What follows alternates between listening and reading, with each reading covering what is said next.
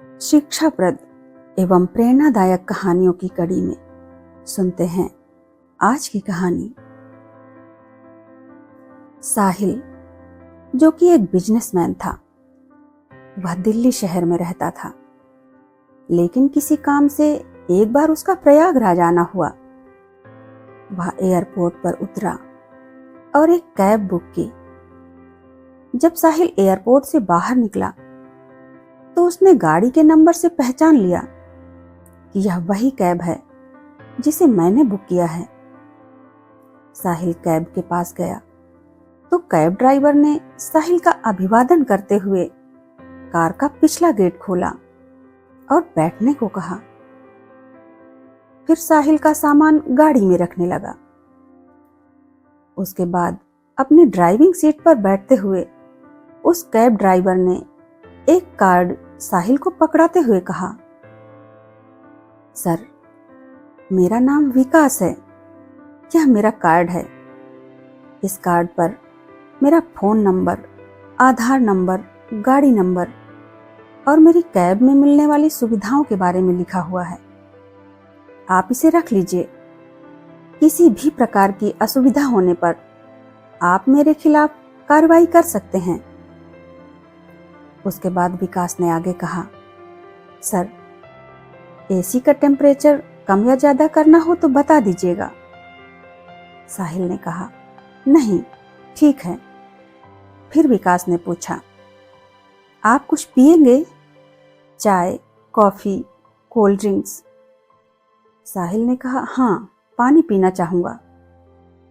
विकास ने कहा, सर, आप अपनी सीट के सामने का ग्रीन बटन दबाइए। एक छोटा सा फ्रिज ओपन हो जाएगा। आप उसमें से जूस, पानी, लस्सी जो चाहे पी सकते हैं। उसके बाद विकास ने साहिल से फिर पूछा, आप संगीत सुनना पसंद करेंगे या अखबार पढ़ना चाहेंगे? यदि आपको आज का कोई अखबार पढ़ना हो तो वह आपके सीट के बगल में ब्लू बटन दबाने पर निकल आएंगे। साहिल बहुत ही अचंभित था।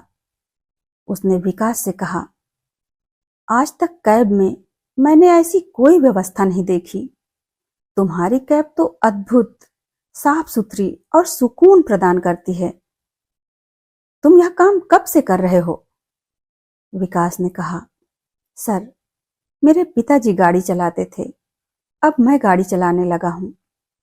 लेकिन यह सारी चीजें मैंने पिछले 6 महीने से शुरू की हैं। एक बार गाड़ी चलाते चलाते रेडियो पर मैंने एक बत्तख और हंस की कहानी सुनी थी, जिसमें मैंने सुना कि दोनों ही तालाब में रहने वाले हैं, लेकिन बत्तख हमेशा ही क्वैक क्वैक करके शिकायत ही करती रहती है, जबकि हंस शांत और गंभीर रहकर लंबी उड़ान भरता है और दुनिया का आनंद लेता है। मैंने सोचा कि हम सब भी तो यही करते हैं।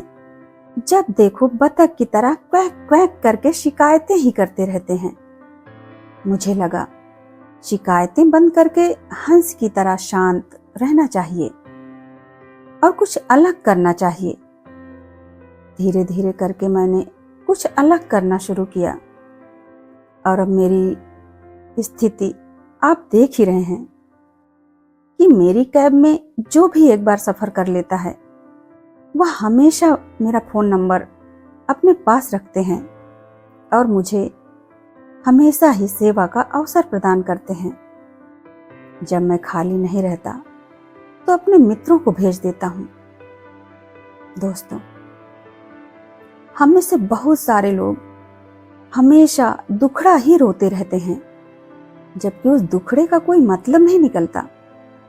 दूसरों के सामने अपना दुखड़ा रोकर हम अपने ही सम्मान को नीचे गिराते हैं।